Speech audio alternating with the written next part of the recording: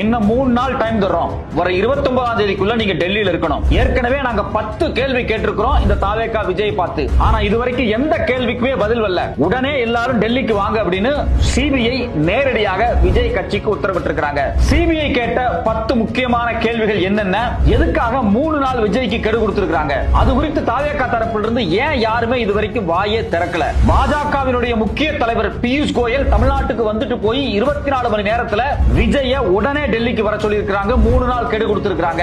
டெல்லியில தாவேகா குறித்து என்ன முடிவுகள் எடுக்கப்பட்டிருக்கு, சிபிஐ கேட்ட அந்த 10 கேள்வி என்ன, தாவேகால எந்தெந்த முக்கிய புள்ளி இன்னும் 3 நாட்களுக்குள்ள கைதாக போறாங்க. வணக்கம், இது மெட்ராஸ் வியூ. நான் உங்கள் சத்யராஜ். அடுத்தடுத்து பாத்தீங்க அப்படின்னா விஜயனுடைய கட்சிகள்ல பல குழப்பங்கள் ஓடிக்கிட்டு இருக்கு. குறிப்பா பாத்தீங்கன்னா இன்னைக்கு காலையில தாவேகாவினுடைய தூத்துக்குடி நிர்வாகி தனக்கு பதவி கொடுக்கல அப்படின்னு சொல்லி நிறைய தூக்க மாத்திரையை போட்டு இந்த அஜிதா அவர்கள் தற்கொலை முயற்சி பண்ணியிருக்காங்க. அது ஒரு பெரிய பஞ்சாயத்தா டிவியில ஓடிக்கிட்டு இருக்கு. சோ இந்த பஞ்சாயத்து போயிட்டு இருக்கக்கூடிய இந்த நேரத்துல விஜய்க்கு டெல்லியில இருந்து ஒரு சம்மன் வந்திருக்கு. அது என்னன்னு பாத்தீங்க அப்படின்னா, நீங்க 29ஆம் தேதிக்குள்ள உங்க கட்சியை சார்ந்த ஆட்கள் இவங்க எல்லாம் டெல்லிக்கு வந்துடணும், நாங்க கேட்கிற கேள்விக்கு நீங்க பதில் சொல்லணும் அப்படின்னு சொல்லி கரூர் சம்பவம் இருக்கு பாத்தீங்களா, அதை மையமாக வச்சு சில கடிதங்கள் வந்திருக்கு. சரி, அந்த கடிதத்துல என்ன இருக்கு, 29ஆம் தேதி அவங்க யாரெல்லாம் போறாங்க அப்படிங்கிற கேள்விக்கு முன்னாடி ஏற்கனவே சிபிஐ இந்த விஜய் கட்சி கிட்ட, இந்த விஜய் கிட்ட சில கேள்விகளை கேட்டிருந்தாங்க. ஒரு 10 கேள்வி. இதுக்கெல்லாம் நீங்க பதில் சொல்லியே ஆகணும் அப்படின்னு சொல்லியிருந்தாங்க. ஆனா தாவேகா தரப்புல பாத்தீங்க அப்படின்னா வாயே திறக்கல. நீங்க என்னமோ கேட்டுங்க, நாங்க பதிலே சொல்ல மாட்டோம் அப்படின்னு சொல்லி உட்கார்ந்துருந்தாங்க. இதுல இன்னொரு முக்கியமான விஷயம் என்னன்னா, தமிழ்நாடு அரசு ஏற்கனவே அருணா ஜெகதீசன் தலைமையில ஒரு கூட்டம் போட்டாங்கல்ல, இந்த விசாரணைக்காக ஒரு கமிஷன் போட்டாங்க. இந்த கமிஷனுக்கு நாங்க வாயே திறக்க மாட்டோம், எங்களை எந்த கேள்வியும் கேட்க கூடாது அப்படின்னு தாவேகா பயங்கரமா முரண்டு பிடிச்சாங்க. சரி, மெட்ராஸ் ஹைகோர்ட் என்ன பண்ணாங்க, ஒரு ஐபிஎஸ் அதிகாரி தலைமையில் ஒரு குழு போட்டாங்க. அவங்கள்ட்ட இவங்க வாயே திறக்கல, இவங்க தேவையில்லாத கேள்வி எல்லாம் கேட்கறாங்க அப்படின்னு சொல்லி பயங்கரமா பீலா போட்டு தெரிஞ்சாங்க. இப்ப சிபிஐயே 10 கேள்வி கேட்டிருக்கு. அந்த 10 கேள்விக்கு வாயே திறக்கல. அது என்னென்ன கேள்வி நீங்க பாத்தீங்க அப்படின்னா ரொம்ப அதிர்ச்சி ஆயிருவீங்க. ஏற்கனவே தமிழ்நாடு அரசால் நியமிக்கப்பட்ட அருணா ஜெகதீசன் நீதிபதி இருக்காங்க இல்லையா, அவங்க கேட்ட கேள்வியும், மெட்ராஸ் ஹைகோர்ட் நியமிச்ச அந்த எஸ்ஐடி சிறப்பு புலனாய்வு குழு அதிகாரி ஐபிஎஸ் அதிகாரி இருக்காரு பாத்தீங்களா, அவரு கேட்ட கேள்வியும் சிபிஐ கேட்கக்கூடிய கேள்வியும் 3 ஒரே கேள்விதான். இந்த 3 பேரும் ஒரே மாதிரி கேட்கிறாங்க. மெட்ராஸ் ஹைகோர்ட்டும் தமிழ்நாடு அரசும் எங்களை கேள்வி கேட்க கூடாது, எங்களை விசாரணை பண்ணக்கூடாது அப்படின்னு தான் இவங்க உச்சநீதிமன்றத்துக்கு போனாங்க. இந்த கேள்வி எல்லாம் எங்களை கேட்க கூடாது அப்படின்னு. இப்ப அதே கேள்வியை சிபிஐ கேட்டிருக்கு. ஆனா சிபிஐ டீம் வாயை திறக்கல. டெல்லியில இருந்து அஜய் ரஸ்தோகி அப்படிங்கக்கூடிய நீதிபதி வந்தாங்க. அவங்க கூட 2 ஐபிஎஸ் அதிகாரி வந்தாங்க. இந்த 3 பேரும் சேர்ந்துதான் இந்த விசாரணையை அவங்க நடத்தினாங்க. அந்த 2 ஐபிஎஸ் அதிகாரி நடத்துறாங்க. மேற்பார்வையில முன்னாள் ரிட்டையர்டு சுப்ரீம் கோர்ட் நீதிபதி இருக்கிறாரு அஜய் ரஸ்தோகி. இவங்க எல்லாம் சேர்ந்து அந்த விசாரணை நடத்தினாங்க. இந்த விசாரணை நடத்தப்படும் போதே அந்த 10 கேள்வி கேட்கப்பட்டுச்சு. அந்த 10 கேள்விக்கு இவங்க வாயை திறக்கல. அதுல முக்கியமான விஷயம் என்னன்னா, செப்டம்பர் 27ஆம் தேதி விஜய் பிற்பகல் 3 மணிக்கு பேச திட்டமிட்ட நிலையில் நண்பகல் 12 மணிக்கு பேசுவார் என அறிவிக்க சொன்னது யார்? இதுதான் அவங்க முதல் கேள்வி. இந்த கேள்வி தமிழ்நாடே பார்த்து, விஜய பார்த்து, புஷியானந்த பார்த்து, ஆதவர்ஜுனாவை பார்த்து, தாவேகாவை பார்த்து, ஒவ்வொருத்தரையும் பார்த்து கேட்டு சலிச்சு போன ஒரு கேள்வி. திரும்ப சிபிஐ தான் கேக்குது. இங்க பாருங்க, நீங்க சாயங்காலம் 7 மணிக்கு தானே வர போறீங்க, இல்ல 3 மணிக்கு வர போறீங்க, என்ன நீங்க டேட் போலீஸ்ட கொடுத்தீங்க, 3 மணிக்கு வருவேன்னு கொடுத்தீங்க, 12 மணிக்கே நீங்க வருவேன்னு சொன்னது யாரு? இந்த புஷியானந்த் தான் சொன்னாரு. வீடியோ ஆதாரமே இருக்கு, அவங்க அபிஷியல் ஸ்டேட்மெண்டே இருக்கு. யார் உங்களை இப்படி சொல்ல சொன்னது, எதுக்காக இந்த அறிவிப்பு கொடுத்தீங்க அப்படின்னு கேட்கறாங்க. வாயை திறந்து இது வரைக்கும் பேசல. சார், எனக்கு இதுக்கு சம்பந்தம் கிடையாது, புஷியானந்த் சொன்னாரு, ஆதவர்ஜுனா சொன்னாரு, ஜான் சொன்னாருன்னு விஜய் வாயை திறக்கல. இவங்க எல்லாரும் விஜய் சுனிதா செஞ்சாங்களா அப்படிங்கிற கேள்வி வருது. சோ இவர் எப்படி இருந்தாலும் சாயங்காலம் 7 மணிக்கு தான் வந்திருக்காரு. காலையில வீட்டுல இருந்து கிளம்பும் போதே மணி 9 மணி 10 மணிக்கு தான் அவர் கிளம்பி போயிருக்காரு. நாமக்கல் போய் நாமக்கல்ல கூட்டம் முடிச்சுட்டு அதுக்கு பிறகு கரூர் வந்தாரு. 7 மணி ஆச்சு, கூட்டம் ஆச்சு, 41 பேர் செத்து போனாங்க. முதல்ல அவர் 12 மணிக்கு வருவாருன்னு அறிவிச்சது யார்? இந்த கேள்விதான் சிபிஐ கேட்கக்கூடிய முதல் கேள்வி. இரண்டாவது, சென்னையிலிருந்து நாமக்கல்லுக்கு பிறகு கரூர் என விஜயின் பயண திட்டத்தை வடிவமைத்தது யார்? சரியான கேள்வி இது. விஜய்க்கு இதுக்கு முன்னாடி கரூர் போக திட்டம் இருந்துச்சா? இல்ல. திமுக அங்க ஒரு கூட்டம் போட்டாங்க, முப்பெரு விழாவை கொண்டாடினாங்க, பெரிய பிரம்மாண்டமா பண்ணி காமிச்சாங்க. அதுக்கு பிறகு அதே கரூரில் நாம ஒரு கூட்டம் போட்டு திமுக கூட்டத்துக்கு இணையாக நம்மளை பத்தி பேச வைக்கிறதுக்காக ஒரு பொலிட்டிக்கல் அஜெண்டாவோட கரூருக்கு கூட்டத்தை மாத்துறாங்க. இதத்தான் சிபிஐ கேக்குது. நீ முதல்ல எதுக்கு கரூர் போன? நாமக்கல் தான் உங்க திட்டத்தில் இருந்துச்சு, கரூருக்கு ஏன் போன? யார் சொல்லி போன? இந்த பயண திட்டத்தை வகுத்தது யாரு? அது மட்டும் இல்லாம மத்தியானம் 12 மணிக்கே நீ பேசுவன்னு எவன் தகவல் கொடுத்தது, அதை சொல்லுன்னு கேட்கிறாங்க. அடுத்த கேள்வி இதோட ரொம்ப முக்கியமான ஒரு கேள்வி. நண்பகல் 12 மணிக்கு அறிவித்து விட்டு விஜய் இரவு 7 மணிக்கு ஏன் வந்தாரு? என்ன காரணம்? காரணத்தை சொல்லு. தமிழ்நாடே கேட்டது. 41 பேர் செத்து போனாங்களே, அவங்களும் சேர்ந்துதான் கேட்டாங்க. தம்பி, நீ ஏன் 7 மணிக்கு வந்த? என்ன காரணம் சொல்லு. ஆனா இதுவரைக்கும் வாயே திறக்கல. நீங்க இதுக்கு முன்னாடி ஏதாவது கட்சி கூட்டத்துக்கு போய் லேட் ஆயிருச்சா? இல்ல ஏதாவது கல்யாண நிகழ்ச்சிக்கு போய் லேட் ஆயிடுச்சா, இல்ல வர்ற வழியில ஆக்சிடென்ட் ஆயிடுச்சா, இல்ல ட்ரெயின் கிடைக்கலையா, பஸ் கிடைக்கலையா, பிளைட் கிடைக்கலையா, டிராபிக் ஆயிடுச்சா, என்ன காரணம், ஏன் லேட்டா வந்த, இதுதான் அவங்க கேட்கக்கூடிய கேள்வி. இதை நம்மளும் கேட்டோம், பத்திரிகையாளரா நம்மளும் கேட்டோம், மற்றவங்களும் கேட்டாங்க, தமிழ்நாடு அரசு கேட்டது, அருணாச்சலம் கேட்டாங்க, உயர்நீதிமன்றம் கேட்டுச்சு, யாருக்குமே பதில் சொல்ல. எங்களை இவங்கெல்லாம் விசாரிக்க கூடாது, எங்களை எதுக்கு நீங்க கேள்வி வைக்கிறீங்க, சிபிஐ வரட்டும் நாங்க பாத்துக்கிறோம், சிபிஐ அந்த கேள்வி தான் கேட்டிருக்கு, பதில் சொல்லுங்க, ஏன் வாயே திறக்கல நீங்க. இதுல அடுத்த கேள்வி பாருங்க, அதிக கூட்டத்தை காட்ட வேண்டும் என்பதற்காக விஜய் வேண்டுமென்றே தாமதமாக வந்தாரா அப்படின்னு சிபிஐ கேக்குது. வந்தாரு தான், அவர் லேட்டா வந்ததுனாலதான் அவ்வளவு கூட்டம். லேட்டா வந்த காரணம் கூட்டத்தை காமிக்கணுங்கிறதான். கூட்டத்தை காமிக்கணுங்கிற ஒரே அஜெண்டாவால 41 உயிர் போயிருக்கு. சிபிஐ அதை ஸ்மெல் பண்ணிட்டாங்க, அதுக்கான ஆதாரம் அவங்கள்ட்ட இருக்கு, அதனாலதான் கேள்வி இப்படி ட்விஸ்டா போடுறாங்க. அப்ப சிபிஐக்கே தெரியுது விஜய் தரப்புல ஏதோ மோசடிகள் பண்ணிருக்காங்க அப்படின்னு. இதை வச்சு அமித்ஷா எப்படி கூட்டணி பேரம் பேசலாம்னு முடிவு பண்ணாரு. கூட்டணி ஒத்து வரல. பியூஷ் கோயல் தமிழ்நாடு வர்றாரு. எதுக்கு வர்றாரு, அதிமுகவோட ஒரு பேச்சுவார்த்தை நடத்துறாரு. அந்த பேச்சுவார்த்தை நடத்துற பேரெல்லாம் இன்னொரு ஐடியாவும் இருக்கு. என்ன அப்படின்னா, அமித்ஷா வர்றாரு இல்லையா, அமித்ஷா பியூஷ் கோயலுக்கு முன்னாடியே வரனாரு. வந்தவர் எங்க தங்கன்னு பிளான் போட்டார் அப்படின்னா, விஜய் வீடு பட்னா பக்கத்துல இருக்கு பாத்தீங்களா, அதுக்கு அப்படியே பக்கத்துல லீலா பேலஸ் ஹோட்டல் இருக்கு, 5 ஸ்டார் ஹோட்டல், அந்த ஹோட்டல் தான் தங்கன்னு பிளான் போட்டாரு. அப்பதான் விஜயும் அமித்ஷாவும் சந்திக்கிறதுக்கு இணக்கமா இருக்கு அப்படின்னு ஒரு பிளான போடப்பட்டுச்சு. ஆனா அந்த பிளான் ஒர்க் அவுட் ஆகல, அமித்ஷா வரல. விஜய் ஒப்புதல் கொடுத்தாரா கொடுக்கலையான்னு இது வரைக்கும் தெரியல. இந்த சந்திப்புக்குள்ள ஏதோ ஒரு முரண்பாடு நடந்திருக்கு. அதுக்கு பிறகுதான் பியூஷ் கோயல் வர்றாரு. வந்தவர் அதிமுக தரப்புல பாக்குறாரு, பேசுறாரு, சீட் அலோகேஷன் பத்தி பேசிட்டு போறாங்க. அவங்க 2 பேத்துக்குள்ள ஒரு உடன்படிக்கை வரல. ரெண்டாவது முக்கியமான விஷயம், வந்த பியூஷ் கோயல் அமைதியா போயிருந்திருக்கலாமே, எடப்பாடியை மட்டும் பார்த்துட்டு. விஜய் ஒரு ஸ்பாயிலரு, அவர் திமுகவினுடைய சிறுபான்மை ஓட்ட பிரிப்பாரு அப்படின்னு சொல்லி விஜய வச்சு ஒரு கேம் ஆடுறதுக்கான ஸ்டேட்மெண்ட்டை பின்புறமா அவர் சொல்லிட்டு போறாரு. எதுக்காக பியூஷ் கோயல் விஜய் பத்தி பேசிட்டு போறாரு? அவர் போய் டெல்லி போய் 24 மணி நேரம் கூட ஆகல, சிபிஐ டைரக்டா உத்தரவிடுது. 29 டைம், அதுக்குள்ள மொத்தமா காலி பண்ணிட்டு டெல்லி வாங்க அப்படிங்குது. ஏற்கனவே நாங்க கேட்ட கேள்விக்கு உங்க பதில் சொல்லாம இருக்காங்கன்னு சிபிஐ கடுப்பா இருக்கு. சோ அந்த கேள்வி தமிழ்நாடு கேட்ட கேள்வி, இப்ப சிபிஐ கேக்குது, பதிலே பேசல. நான் என்ன கேட்கிறேன், நாங்க கேட்டே பதில் பேசல அவரு. அல்ல, செத்துப்போன மக்கள், செத்துப்போன குடும்பம் கேட்டே பதில் பேசல. சிபிஐ கேட்டா மட்டும் அவர் பதில் பேச போறாரு. பல முக்கியமான தாவேகா தலைகளை இந்த வாய் திறக்காம இருக்கிறதுனாலே தூக்கி உள்ள ஜெயில போட போறாங்க.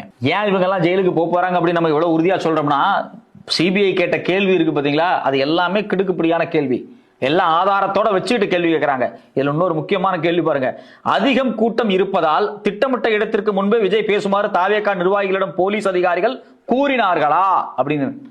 நீங்க அங்க உள்ள போகாதீங்க, இங்கேயே பேசுங்க, அங்க கூட்டம் பஸ்ட் ஆக போகுது, நில்லுங்க நில்லுங்கன்னு யார் சொன்னா? தமிழ்நாடு போலீஸ் சொல்லியிருக்கிறாங்க. அந்த குறிப்பிட்ட ரேங்க்ல இருக்கக்கூடிய ஆபீசர்ஸ் நேரா போய் ஆதவ அர்ஜுனாவை பார்த்து, சார் விஜய் சாரை உள்ள போக சொல்லாதீங்க, அங்க கிரௌடு ரொம்ப டைட்டா இருக்கு, இந்த வெஹிக்கிள் உள்ள போய் அங்கதான் போய் பேசு அப்படின்னா அந்த கிரௌடு பர்ஸ்ட் ஆயிரும், மக்கள் செத்துருவாங்க, மிக மோசமான பாதிப்பு ஏற்படும் சொல்லி இருக்கிறாங்க. கேட்கவே இல்லையவங்க. நாங்க அங்கதான் போய் பேசுவோம். ஏன் அங்கதான் போய் பேசுவோம்னா, ஒட்டுமொத்த ட்ரோனு, கேமரா, எல்லா செட்டப்பும் அந்த இடத்துல போட்டு வச்சிட்டாங்க.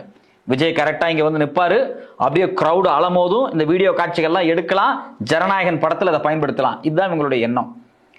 இது வெட்ட வெளிச்சமா தெரிய வந்துருச்சு. நீ சினிமா தான் எடுத்திருக்கிற அப்படின்னு அப்பவே எல்லாம் கண்டுபிடிச்சாங்க. அந்த விஜயனுடைய பஸ்ஸுக்குள்ள அந்த படத்தை எடுக்கக்கூடிய, ஜனநாயகன் படத்தை எடுக்கக்கூடிய ஹெச் வினோத் இருந்தாரா அப்படின்னு ஒரு கேள்வி வருது. அந்த படத்தோட ப்ரொடியூசர் ஒரு கன்னடர். சோ அந்த ப்ரொடியூசரும் ஹெச் வினோத்தும் உள்ள இருந்தாங்களா, இந்த வீடியோ காட்சிகள்லாம் எடுக்கிறதுக்காக அவங்க உள்ள இருந்தாங்களாங்கிற கேள்வி வந்திருக்கு. அந்த கேள்வியை வேற வேற ரூட்ல தான் சிபிஐ கேட்கிறாங்க. அதிக கூட்டம் இருப்பதால் திட்டமிட்ட இடத்திற்கு முன்பே விஜய் பேசுமாறு தாவேகா நிர்வாகிகளிடம் போலீஸ் அதிகாரிகள் கூறினார்கள். வீடியோ ஆதாரங்கள் இருக்கு, எல்லா டாக்குமெண்ட் இருக்கு. இந்த பர்ஸ்ட் மக்கள் செத்த உடனேயே தமிழ்நாடுனுடைய இன்டெலிஜென்ஸ் பிரிவு தலைவராக இருக்கட்டும், தமிழ்நாடுனுடைய டிஜிபியா இருக்கட்டும், வெளிப்படையா சொல்லிட்டாங்க, இங்க பாருங்க இதெல்லாம் நடந்திருக்கு அப்படின்னு. சோ அப்ப இவ்வளவு உண்மைகள் தெரிஞ்சிருக்கு. அடுத்த கேள்வி, போலீசார் அறிவுறுத்தியும் பெரும் கூட்டத்திற்குள் பேருந்தை கொண்டு செல்ல உத்தரவிட்டது யார்? அப்ப இதுலயே என்ன தெரியுது, போலீஸ் உத்தரவிட்டது உண்மை அப்படின்னு சிபிஐக்கு தெரிஞ்சிருச்சு. சிபிஐக்கு தெளிவா தெரிஞ்சிருச்சு, போலீஸ் சொல்லி இருக்கிறாங்க அசம்பாவிதம் நடக்க போகுது அப்படின்னு. இருந்தாலும் விஜய் கேட்கல, யார் சொல்லி கேட்காம அந்த இடத்துக்கு அவர் போனாருன்னு சிபிஐ ரூட்டை புடிச்சிட்டாங்க.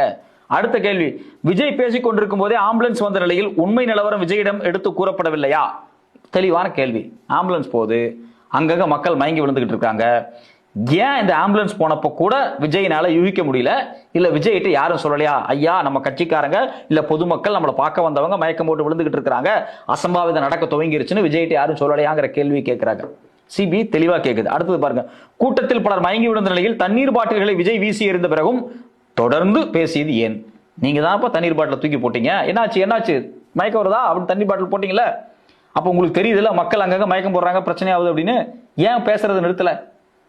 சிபிஐ கேக்குது, தமிழ்நாடே கேட்டுச்சு, ஒட்டுமொத்த தமிழ்நாடு மக்களும் கேட்டாங்க, ஊடகங்கள் கேட்டுச்சு, பத்திரிகையாளர் கேட்டாங்க, சமூக ஆர்வலர் கேட்டாங்க, அரசியல் விமர்சகர்கள் கேட்டாங்க, அருணா ஜெகதீசன் கேட்டாங்க, ஹைகோர்ட் நீதிபதி கேட்டாங்க, நீதிபதி அமைச்ச எஸ்ஐடி விசாரணை குழு கேட்டுச்சு, யாருக்கும் பதில் சொல்ல. இப்ப கடைசியா உங்க சிபிஐ, ஏன்னா நீங்க தான் சிபிஐயோட ரொம்ப நெருக்கம், சிபிஐ தான் விசாரிக்கணும், சிபிஐ தான் விசாரிக்கணும் சொன்னீங்கல்ல, சிபிஐ கேக்குது, பதில் பேசுங்க. கரூர் தாவேகா பிரச்சார கூட்டத்திற்கு எந்தெந்த மாவட்டத்திலிருந்து தொண்டர்கள் வந்திருந்தனர்? இது ரொம்ப முக்கியமான கேள்வி. ஏன்னா இறந்து போனவங்க இருந்து ஒருத்தங்க ஸ்டேட்மெண்ட் கொடுத்திருக்காங்க, அதாவது இறந்து போனவங்களோட ரிலேட்டிவ் என்ன ஸ்டேட்மெண்ட் கொடுத்திருக்காங்க?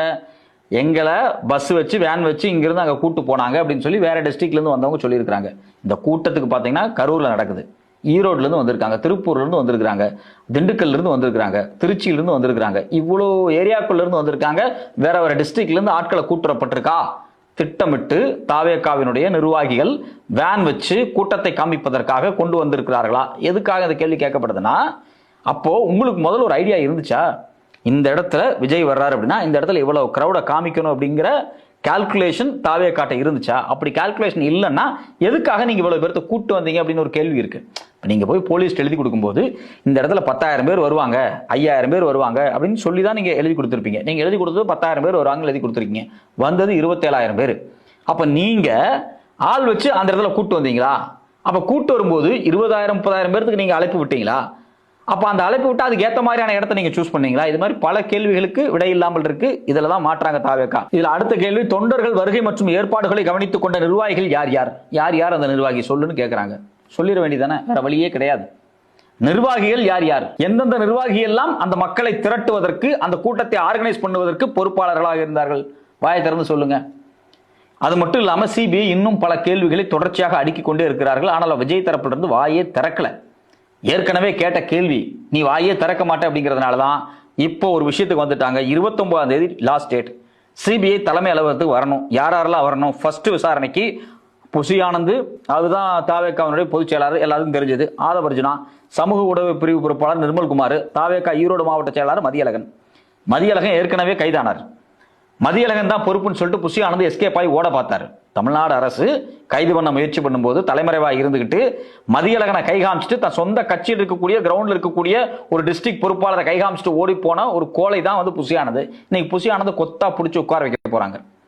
விஜய் அந்த இடத்த விட்டு ஓடி போனார், ஆதவர்ஜுனா ஓடி போனார். எல்லாரும் ஒரு வாரம் 10 நாள் அமைதியா சைலண்டா இருந்துட்டு ஒரு மாசம் கழிச்சு செத்தவங்களாக ஹோட்டலுக்கு வர வச்சு பார்த்துட்டு ஏதோ பணத்தை கிணத்தை கொடுத்துட்டு திருப்பி ஈரோடுக்கு வந்து வீரவசனம் பேசுனீங்களே, கரூருக்கு உங்களால போக முடியலையா? நீ இன்னைக்கு ஈரோடு போக தெரியுதுல்ல, ஈரோட்ல போய் பேசுனியா இல்லையா? ஈரோட்ல இருந்து பக்கம் தானே கரூர். கரூர் போய் இறந்த வீட்டுக்கு இன்னொரு தடவை துக்கம் விசாரிங்கிறேன். அவங்களை கூட்டு வந்து ஹோட்டல்ல வச்சிருந்தீங்கல்ல, கேட்டா போலீஸ் சிக்கலாயிரம் அந்த சிக்கலாயிரம் சொன்னீங்களா? திரும்பி ஒரு தடவை கரூர் போங்க, மக்களை சந்திங்க. ஆனா ஈரோடு வரைக்கும் வர தெரியுது, கரூருக்கு நீங்க வர மாட்டீங்களா? அதனாலதான் அங்க இருக்கவங்க போஸ்ட் அடிச்சு கேவலமா திருந்தாங்க. அண்ணே ஈரோடு வந்தியா கரூர் வந்தியா அப்படின்னு கேட்டாங்க. சோ அப்போ சிபிஐ கேட்க கேள்வி, மக்கள் கேட்கக்கூடிய கேள்வி எல்லாமே ஒன்னா இருக்கு. தன் சொந்த கட்சிக்காரன் மதியழகனை பலி கொடுத்த ஒரு நபர் தான் புசி ஆனந்த். எல்லாத்தையும் டெல்லியில விசாரிக்கிறாங்க. கண்டிப்பாக விஜயினுடைய இந்த ஆக்டிவிட்டி தான் இந்த மரணத்துக்கு காரணம் அப்படின்னு இறுதியா ப்ரூவ் பண்ண போறாங்க. இது எல்லாமே வந்து அறத்தின் பால் நின்று பார்க்கும்போது விஜய் மேல தப்பு நாம கேள்வி கேட்கிறோம். ஆனா அமித்ஷாவுக்கு அறத்தின் பால்லாம் முக்கியம் கிடையாது. ஏன் கூட கூட்டணிக்கு வா, இல்ல அதிமுக பாஜக கூட்டணிக்குள்ள வந்து சேரு, நாம எல்லாம் ஒன்னா சேர்ந்து நிற்போம். உனக்கு வேணும்னா ஒரு 40 சீட்டு தர்றோம், 40 சீட்டை வாயை மூடிட்டு வந்து வாங்கிட்டு போ. இல்ல ஒரு 50 சீட்டு வாயை மூடிட்டு வந்து வாங்கிட்டு நீ இந்த எலெக்ஷன் நிக்கிற, எங்களுக்கு ஆதரவு தர்ற. இல்லன்னா சிபிஐ கைது பண்ணும். உன்னுடைய மேல்மட்ட பொறுப்பாளர்களா இருக்கக்கூடிய புசி ஆனந்த், ஆதவர்ஜுனா, நிர்மல், ஜானு எல்லாத்தையும் கைது பண்ணி உள்ள வச்சிருவான். நீ செங்கோட்டையனை மட்டும் வச்சுட்டு என்ன வேணாலும் பண்ணிக்கோ. ஏன்னா விஜயை கைது பண்ணாதான பிரச்சனை வரும். விஜயை மட்டும் விட்டுட்டு மீது எல்லாத்தையும் நாங்க கைது பண்றது உறுதி அப்படின்னு ஒரு முதல் சமிங்கையாக சிபிஐ விசாரணைக்கு கூப்பிட்டு இருக்காங்க. நோட்டீஸ் அனுப்பிச்சு கேள்விகள் கேட்டிருக்காங்க. விஜய் தரப்புல இருந்து என்ன பண்ண போறாங்க அப்படின்னு பொறுத்திருந்து பார்ப்போம்.